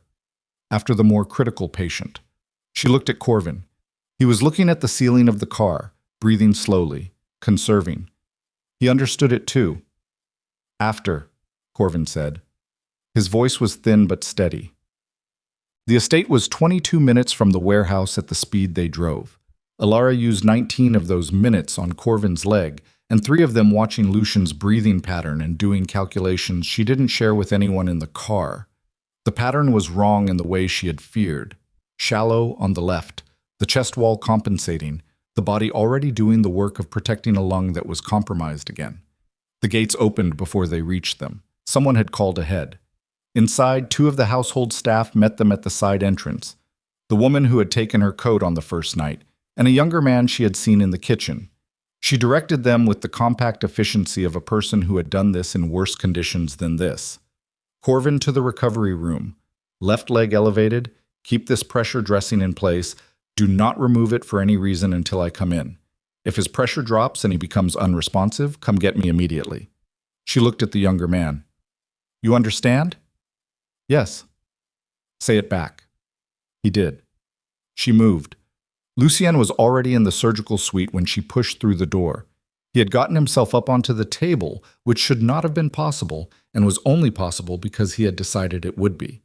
He was sitting rather than lying, which told her the supine position was compromising his breathing.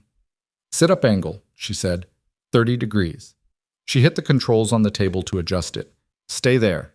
She scrubbed fast, faster than ideal, clean enough to matter. She pulled the supply cart to position. The suite was well lit, and the equipment was where she had cataloged it, and she moved through the preparation with the tunnel vision focus that was her best professional attribute.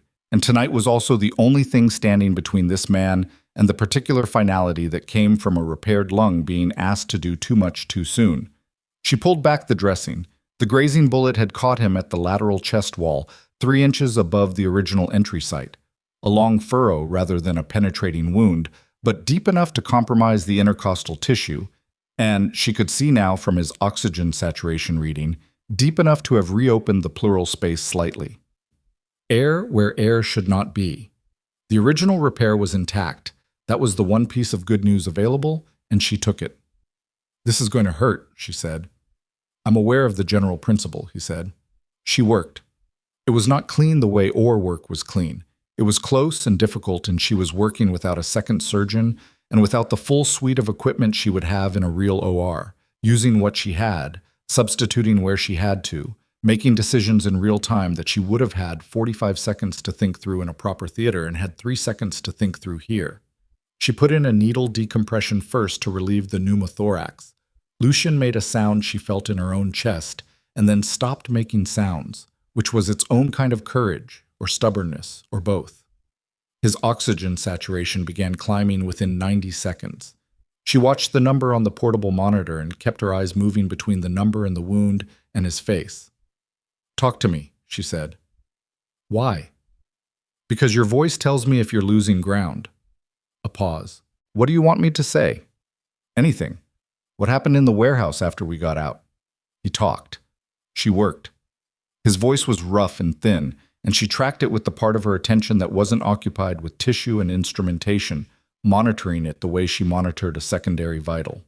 He told her what had happened, tersely, with the factual economy of someone reporting rather than narrating. Kavar had underestimated the preparation Lucien had made in the hour before departure, the quiet conversations with the selected men. The ambush had not gone the way it was designed to go. Kavar was alive. Lucien had made a decision not to resolve the situation that way, for reasons he stated without elaboration. The Kavar lieutenant was not. Several other men were not. "Kavar got out," she said. "Yes. So this isn't over." "Not tonight." A carefully measured breath.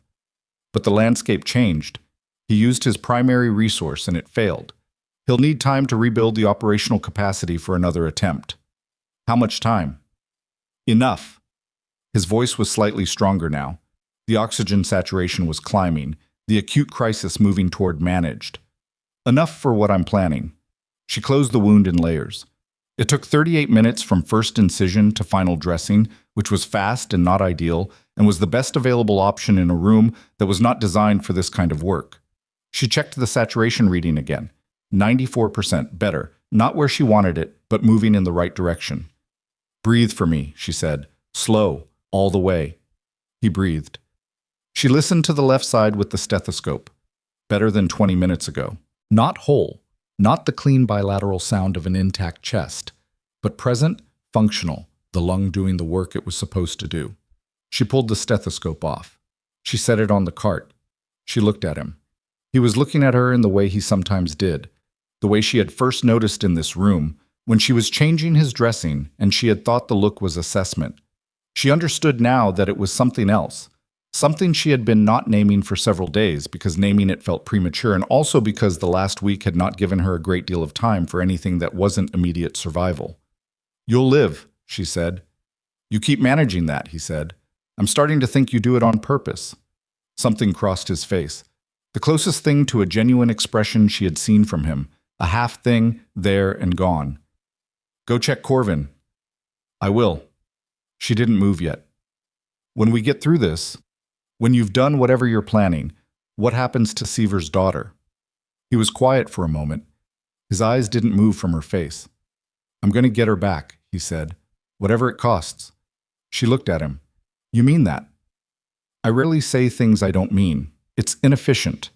She stood at the edge of the table in her bloody gloves with the cold clarity of the suite around her and thought about inefficiency and what it meant that a man who ran a criminal organization had used that word to describe sincerity. And she thought about the way the night had moved, and she thought about a text message she had sent to a detective before they left and had not yet told anyone about.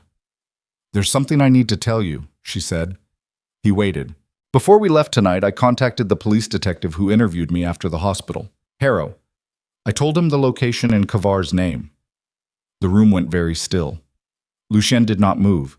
His expression did not change in any obvious way, but something in the quality of his stillness shifted, became the specific stillness of a man receiving information that required significant internal recalibration. "You contacted the police," he said. "Yes." "Without telling me?" "Yes." She held his eyes. "Because I didn't know if we were coming back, and I needed someone outside this situation to know what was happening. I needed a failsafe that wasn't part of your organization." A long silence. "Harrow," he said. "Do you know what he is?" She looked at him. "A detective." "He's Kavar's contact inside the department," Lucien said quietly. "He's been feeding the Kavar organization police intelligence for 8 months."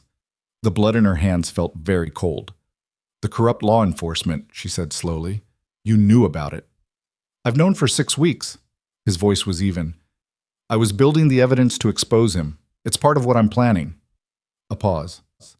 "The text you sent told Kavar's inside man exactly where we were going tonight and who I believe is responsible." She stood very still. "Which means," she said. "Which means," he said, "that Kavar knows the leak was discovered, knows we found the messages, knows Seaver was the source." A pause that held the full weight of what came next. "And knows we survived tonight." She looked at him. He looked at her. "He'll move on the estate," she said. "Yes." Lucien's voice was very quiet. "Tonight, most likely, before we can regroup." He shifted slightly on the table. She could see the cost of it, and reached for his phone. "We have perhaps 2 hours." Outside the surgical suite, somewhere in the estate, she could hear the sound of the house preparing, doors, footsteps, the particular urgency of a structure moving from rest to alert, like a body responding to a threat signal it hadn't been given time to see coming. 2 hours. She looked at her bloody hands. She looked at the man on the table in front of her, with his repaired lung and his careful mind and his empire that was burning at the edges. And she understood with the absolute clarity of a person who has run out of all other options that the next 2 hours were going to require everything she had ever learned about keeping people alive under conditions that were not designed for surviving. She stripped off the gloves. She went to the sink. She washed her hands with the speed of someone who did not have time for the ritual but was doing it anyway, because some habits were the difference between infection and survival was the only item on the agenda that mattered now. "Tell me what you need," she said. Lucien looked at her for one moment, a look that carried something she still could not quite name, something that had been building across the days in this house and the hours of this night and the particular intimacy of two people who had now, twice, stood at the same knife edge between what ends and what continues. "I need you to be ready," he said. She turned from the sink. "I've been ready," she said, "since the first night." And in the corridor outside, the first alarm began to sound. The alarm was not loud. That was the first thing she registered. It was not the screaming klaxon of a hospital fire drill or the wail of a municipal siren.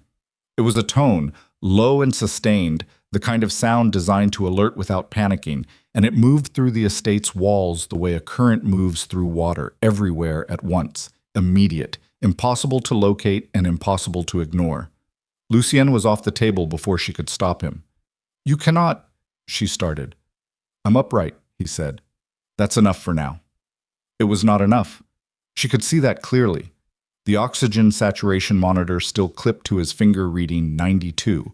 The left side compensation still visible in every breath he took. The particular gray at the edges of his face that she had learned to read as the body's honest report card when the mind was insisting on override. But he was moving, and she had learned enough about him in the past 2 weeks to understand that stopping him physically was not a realistic option, and that arguing would cost time she did not have. She grabbed the portable monitor off the cart and took it with her. In the corridor, the house had transformed. It was the only word for it. The same hallways, the same stone floors and quiet lighting, but inhabited differently now, with a purposeful urgency that had replaced the estate's usual controlled stillness. Petra was at the end of the corridor with her shoulder strapped. Someone had done a field wrap on it while Elara was in the OR, tight enough to stabilize the joint, not tight enough to cut circulation. And she was giving rapid instructions to two men Elara recognized from the grounds. They split off, and she turned and saw Lucien and came toward them with an expression that tried to be neutral and did not fully succeed. "North perimeter," she said to Lucien. "Motion sensors at the tree line. 4 separate contacts, maybe more. They're staging." "How long?" 20 minutes to breach if they move now. They're not moving yet." "They're waiting for something," Lucien said. He was leaning very slightly against the wall, not obviously, just enough that Elara clocked it. Confirmation that the alarm went off. "They want to know the house is aware." Petra looked at him. "Why would they want that?"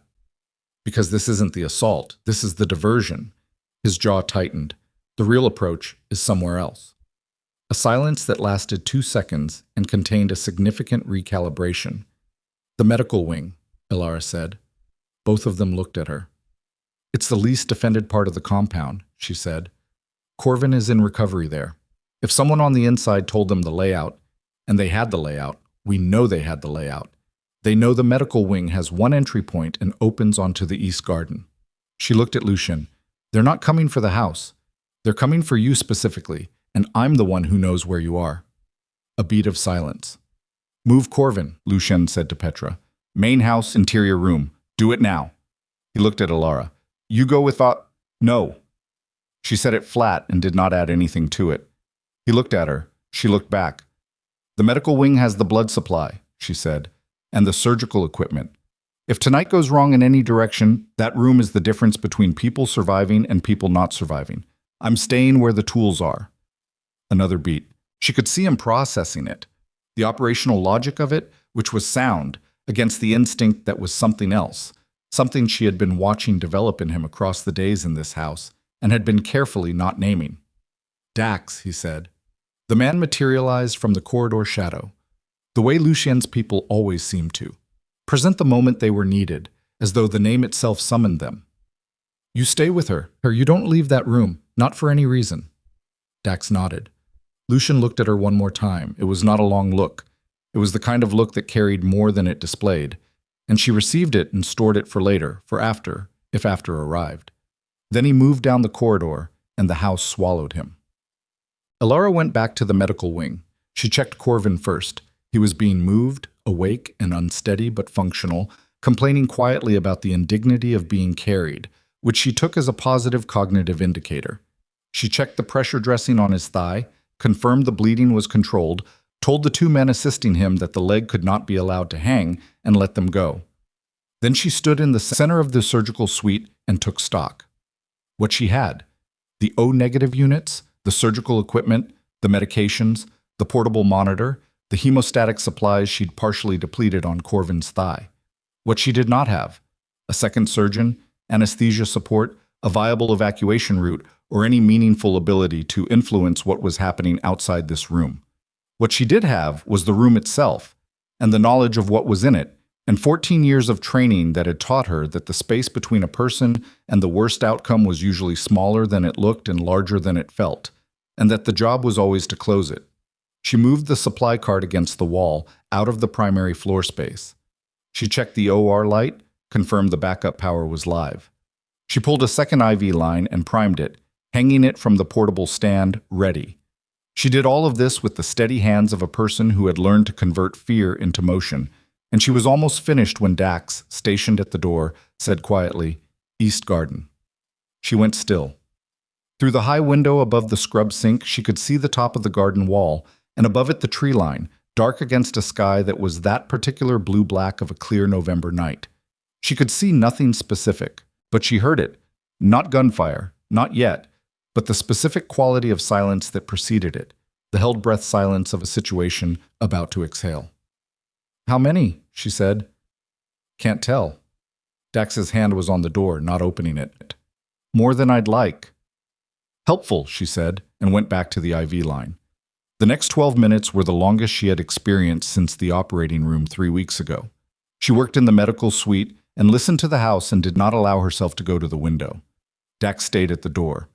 Twice she heard sounds she could not identify and processed them and filed them and kept working. The third time she heard a sound she could identify. A single shot, close, from the east side of the building. She looked at Dax, and he looked at her, and neither of them said anything, because there was nothing useful to say. Then 2 more shots. Then a sustained exchange that lasted approximately 90 seconds and stopped. Silence. She stood at the supply cart with a roll of surgical tape in her hand and waited. The door to the medical wing opened. It was not Dax who opened it. He was still at the interior door, the one connecting to the main building. This was the exterior access, the one she had noted on her first night as the vulnerability. It opened with controlled force, and 2 men came through it, and Elara had exactly 1 second to register that they were not Lucian's people before one of them had crossed the room and grabbed her arm. Not rough. Deliberate. The grip of someone executing a specific instruction rather than expressing violence. "Dr. Voss," the man said. He was calm in a way that was more frightening than aggression would have been. "You're coming with us." "I'm not going anywhere," she said. "You are," he said. "Mr. Kavar wants to speak with you." Dax moved. She heard him from behind her. Fast, controlled, the sound of a trained person engaging. And then the sound of the second man responding and a struggle that was brief and wrong-ended. And when she turned, Dax was down, not dead. She could see his chest moving, but down, with the second man standing over him. She looked at the man holding her arm. She looked at the medical suite around her. She made a calculation. "Fine," she said. "I'll go." They took her out through the east garden and along the wall to a vehicle she hadn't seen from the window. The night was very cold. She was in her surgical scrubs with no coat, and the cold went through the fabric immediately, and she focused on the sensation the way she sometimes focused on physical discomfort during long procedures, using it as an anchor, a point of presence. She had the portable monitor in her left hand. She had grabbed it off the cart when the man grabbed her arm, a reflex so automatic she hadn't registered making the decision. He hadn't told her to put it down. She kept it. The vehicle was an SUV, already running. She was put in the back. The man who had taken her arm sat beside her. The second man, the one who had handled Dax, got in front. The vehicle moved. They drove for 8 minutes. She tracked direction by instinct and counted seconds and kept her breathing even, because her breathing was the one variable entirely under her control, and she intended to control it. The destination was another warehouse, different from the first, smaller, closer to the lake, with the particular smell of long-term storage and cold concrete. She was brought inside and down a corridor and into a room that had been set up as a rough office. A table, several chairs, a standing lamp. The kind of improvised command space that people who moved frequently and planned for contingencies learned to assemble quickly. Stefan Kavar was standing when she came in. He looked at her for a moment, then at the monitor in her hand. "Sit down," he said. Not unkindly. She sat because sitting was tactically preferable to standing in an enclosed space where she was outnumbered, and sitting also put her closer to the table, which was a surface, and surfaces were useful. "You're a practical woman," Kavar said. He sat across from her. "I respect that." "What do you want?" she said. "The same thing I've wanted for 2 years." He folded his hands. "For Lucien Moreau to step back. The difference is that now I'm asking through you rather than through more direct methods, because the direct methods have become expensive." "I'm a surgeon," she said. "I don't negotiate on anyone's behalf." "You saved his life. Twice, by my understanding." He studied her. "In my experience, people don't do something twice unless they have a significant interest in the outcome. I have a significant interest in all my patients surviving." "Of course." He tilted his head. "He'll come for you. You understand that. Tonight, whatever's happening at the estate, he'll resolve it, and then he'll come for you. And when he does, I want you to give him a message." "A message," she said. "Tell him there's a third option. Not war, not capitulation. A structural agreement. He retains the import infrastructure, the northern networks, the relationships his father built. We take forward operations, new contracts, expansion, the port direction going forward. A clean division that leaves both operations intact." He paused. "Tell him I'll give him 7 days to consider it." She looked at him across the table. He was a man who had spent decades in the same world as Lucian. The same calculations, the same costs, the same kind of tired that came from carrying weight. No one outside that world could see. She could read it on him the way she read accumulated damage on a body. It was in the set of his shoulders and the particular flatness around his eyes of someone who had stopped expecting things to be clean. And if he says no, she said, then we return to what we've been doing, which has already cost both sides significantly. He held her gaze. I'm not offering terms of surrender. I'm offering an end to a war that neither of us started and both of us are tired of. She was quiet for a moment. Seaver's daughter, she said. Something moved across his face. She's safe. I want her released. Dr. Voss, before I deliver any message, before any agreement, she goes home. She kept her voice level. That's not a negotiation point, that's the condition. A silence that was longer than comfortable. You're not in a position to... I'm in the only position that matters, she said. You need me to deliver the message. Lucian trusts me in a way he won't trust a go-between, and you know that, or you wouldn't have brought me here. So the message comes with a condition, or it doesn't come at all. She held his gaze. The girl goes home first. Kavar looked at her for a long moment. She did not look away. She was aware of the men in her peripheral vision, the door behind her, the cold coming through the concrete walls. She was aware of how much she was risking, and she was also aware, with the clarity that came to her in the worst moments, that she was right, and that being right was the only ground she had to stand on. He exhaled slowly. 24 hours, he said. She'll be on a flight in 24 hours. I want confirmation before I leave this room. Another pause. He reached for the phone in his jacket. He made a call, in a language she didn't speak, brief and flat and authoritative. He set the phone on the table. It's arranged, he said. She nodded once. Then I'll deliver your message. They brought her back to the estate at 2 in the morning. The east garden was lit now. Additional lights had been deployed along the perimeter, and 3 of Lucien's people were visible at the garden wall when the vehicle dropped her at the exterior entrance. One of them was Petra, arms still strapped, who looked at her with an expression that contained significant relief and zero intention of displaying it. Inside, Petra said. He's been... She stopped. Inside. Lucien was in the medical suite. He was standing, not sitting, which told her the lung was holding. A person with compromised respiratory function didn't choose to stand when they could sit. He was also on the phone, speaking in the low, rapid shorthand she had heard him use when things were moving fast, and he ended the call the moment she came through the door. He looked at her the way she had looked at patients coming back from situations they should not have survived, the specific inventory of a person checking for damage before they were ready to feel relief. You're not hurt, he said. No. Dax. Concussion. He needs a CT to rule out. She set the monitor down on the cart. He needs a hospital, but he'll be ambulatory. He's not critical. She looked at Lucien. Kavar wants to talk. I know. He has a proposal. I know that too. He crossed the room and handed her a tablet. On the screen was a photograph. A young woman, dark-haired, sitting on a cot in a room that was clearly not a comfortable one, but was not a cell either. She was holding a phone. The timestamp on the photograph was 47 minutes ago. Seaver's daughter, Lucien said. Kavar released the location 20 minutes ago. My people are picking her up. A pause. How did you manage that? She looked at the photograph. I made it a condition. He was quiet for a moment. Something in his expression shifted.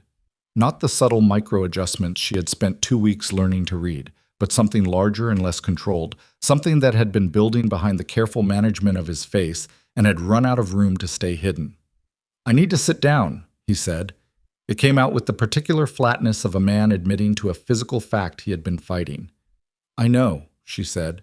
I've been watching you stand for the last 3 minutes. He sat on the examination table. She pulled the monitor over and checked the saturation. 93. Better than before, worse than she wanted. She checked the dressing. Intact, no seepage.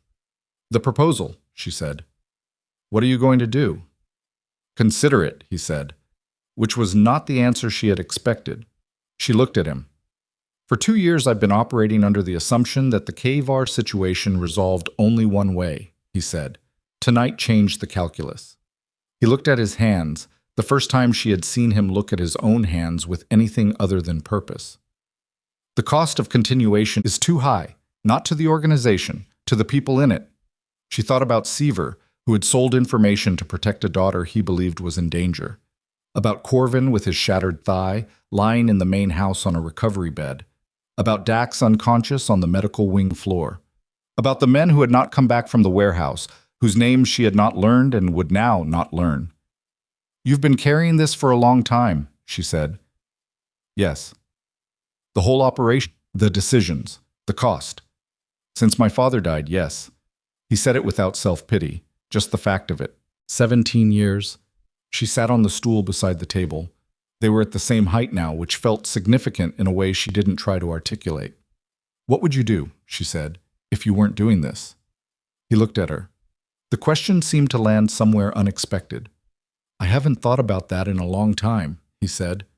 "Think about it now." A long silence. The medical suite was very quiet. The alarm tone had stopped. The perimeter sounds had settled into the low, watchful activity of a house that had survived the immediate threat and was processing the aftermath. Somewhere in the building, she could hear voices, movement, the sound of people who had been through something bad doing the work of coming back from it. "I had plans," he said finally. "Before. Architecture, actually. I was in school for 2 years." He said it the way people said things they had not said in a long time. Carefully, like touching a bruise to see if it still hurt. "My father needed someone to take the operation, and I was the oldest. That was the argument." A pause. "I don't know that it was the right argument. I was 23 and I believed it was, which is a different thing." She looked at him. "You were 23 and someone handed you an empire and no map." "Something like that." "And now?"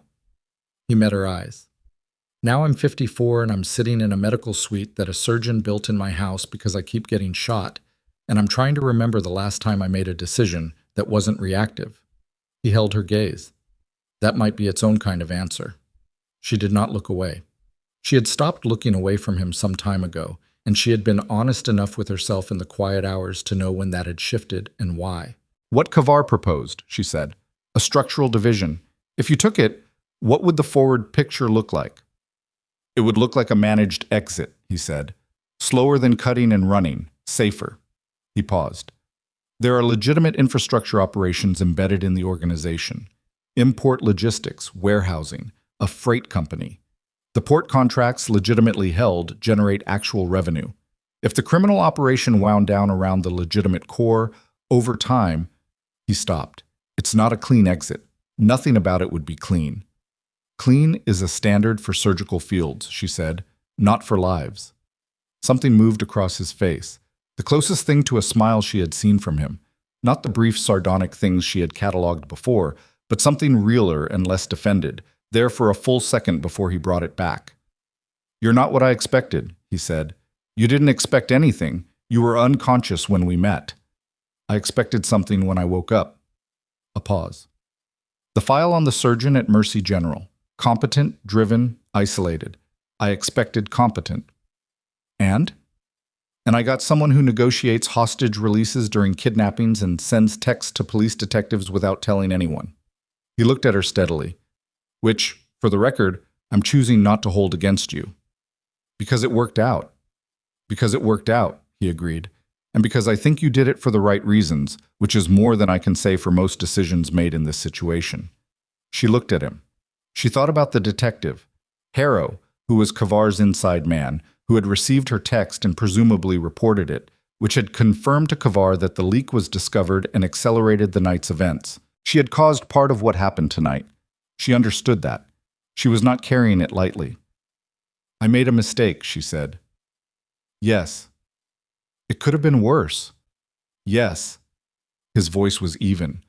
"It also forced a timeline that may end up being better than the alternative. These things are rarely clean in either direction." He paused. "I told you I don't hold it against you." "I know." She looked at her hands. "I'm telling myself." He watched her do it without speaking, which was the right response, and she recognized it as such. Over the next 3 days, the shape of what came next began to emerge. Corvin's arterial repair was done at a private surgical facility, not Mercy General, a different hospital in the western suburbs where Lucien had relationships that predated the current situation. Elara accompanied him and performed the repair herself, which she was technically not supposed to do at a facility where she did not have privileges, and which she did anyway because the alternative was leaving Corvin's vascular reconstruction to a general surgeon who had not read the field stabilization, and that was not acceptable. The facility did not ask questions. She understood afterward that this was a species of the same world she had been inhabiting for 3 weeks, the one where relationships substituted for formal process, and the quality of the outcome mattered more than the neatness of the procedure. Seaver's daughter arrived home on the second day. Her name was Mara, and she was 24, and she had been held for 4 months and 3 weeks in a facility outside Bratislava, under conditions that were not violent but were deliberately designed to produce cooperation through anxiety and isolation. Elara met her briefly. Lucien had arranged for her to be brought to the estate, where a physician Elara trusted could assess her before she returned to her family. She was thin and very contained, in the way people were contained when they had been afraid for a long time and had not yet received confirmation that the fear was over.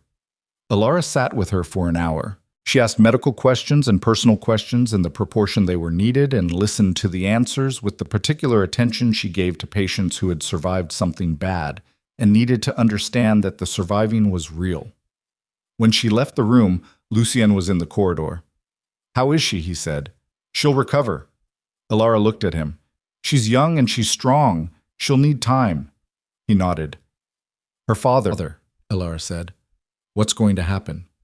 A pause. "He'll be removed from the operation. He won't be harmed." He met her eyes. "He did what he did for her.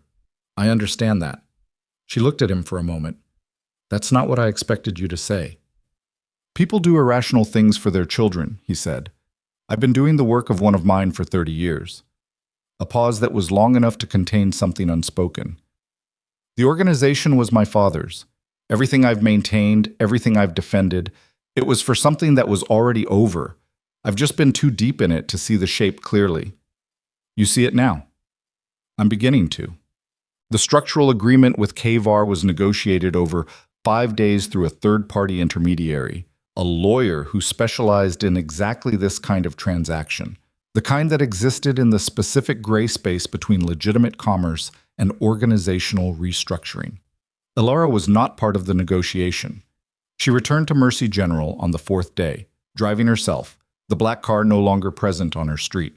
The hospital received her with the particular institutional indifference of places that had no mechanism for acknowledging that you had been gone for 3 weeks under unusual circumstances. Paulette gave her a look that contained several questions and asked none of them. She had a stack of charts and 2 scheduled surgeries and a new resident who had made a systematic error in a post-op protocol that she corrected with the careful precision of someone who understood that correcting mistakes well was more important than identifying them dramatically. She operated on a 61-year-old man with a ruptured abdominal aortic aneurysm that afternoon. 4 hours and 12 minutes. She came out of it with the hollow, particular exhaustion of a difficult surgery done right, and stood in the scrub room afterward with her hands under cold water, and thought about what she had spent the last 3 weeks learning about how much a body could absorb and still function. Quite a lot, it turned out. More than she had known. Lucien came to the hospital 3 weeks later. Not as a patient, he came in through the main entrance, in a coat and without an escort, which was so different from the first night that Elara almost didn't recognize the form of it when Paulette told her there was someone in the lobby asking for her. She met him in the small family consultation room on the ground floor, a beige room with chairs and a low table and the particular generic calm of spaces designed to receive bad news. He looked better. The color was back. He moved without the left side compensation, and his breathing was... She listened without the stethoscope, the way she always listened, bilateral, even, clean. "Sit down," she said, "and let me look at you." He sat. She checked what she could check without instruments, listened to the breath sounds with her stethoscope from her coat pocket, checked the scar site through his shirt with practiced hands. The repair had held.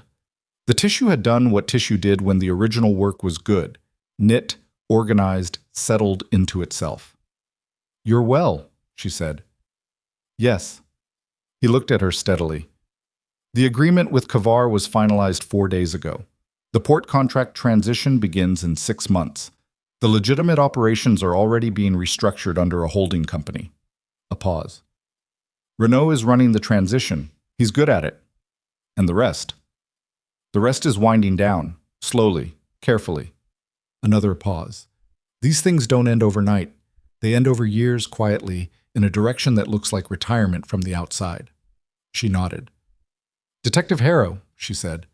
The evidence went to the federal division rather than the city department. 3 weeks ago. He's been suspended pending investigation. A brief, even pause. He won't be in a position to report to anyone for some time. She looked at him. You had that evidence ready. I had been building it for 6 weeks. So the whole time while I was at the estate, while tonight happened, the exposure of Harrow was always part of the plan, he said. Your text accelerated the timing. It also forced Kavar's hand before he was fully prepared, which is part of why the warehouse confrontation went the direction it did rather than worse. He held her gaze. Your mistake, as you called it, shortened the war by several months. I didn't say that at the time because I was managing several other things at the time. She absorbed this. You could have told me earlier, she said. Yes. He didn't flinch from it. I was protecting operational security. I'm also aware that sounds like an excuse for not trusting you, and that the distinction is smaller than I'd prefer. She was quiet for a moment. The consultation room was very still. Through the door, she could hear the hospital's ambient sound, the particular white noise of a building full of people in various states of need and recovery, the sound she had worked inside for 14 years. I've been thinking, she said, about what you said. Architecture. He looked at her. Yes. And about what I said, about the medical infrastructure. She met his eyes. The holding company. The resources that are being redirected into legitimate channels. Yes. There are underserved communities in this city that have inadequate trauma access. The Southport District doesn't have a trauma center within viable response distance. People die in that gap. She held his gaze. That's a solvable problem, with the right capitalization. He was very still for a moment. A trauma center, he said, or something that begins as one and grows into more, with the right medical director. She kept her voice level. Someone who has an interest in the outcome. He looked at her with the dark gray eyes that had always given her more than they should, and she looked back, and the thing that had been building since a November night in an OR with gun smoke in the air was present in the room with them now, real and named and no longer requiring management. That's a significant commitment, he said. I'm aware of what commitments cost, she said. I've been paying one for 14 years. Is this you making a proposal? It's me identifying a problem and a possible solution. What you do with it is your decision. He was quiet for a long moment. She let the quiet sit, the way she had learned to let his silences work. The Southport District, he said finally. It's a start. It would take years. Most things worth doing do. He looked at her, and this time the thing in his expression was not managed or partial or arrived and retreated. It was complete and clear, and she received it without looking away. All right, he said. Not dramatically, not with the weight of a declaration. Just 2 words, said with the particular quietness of a decision made after a long time of deciding, the sound of something that had been building, finding the moment it was ready to become real. All right, she said back. 6 months later, the plans were filed. The site in the Southport District had been acquired, an old logistics facility with good bones and better access, 2 blocks from where she had been taken off the street on a Tuesday night in November.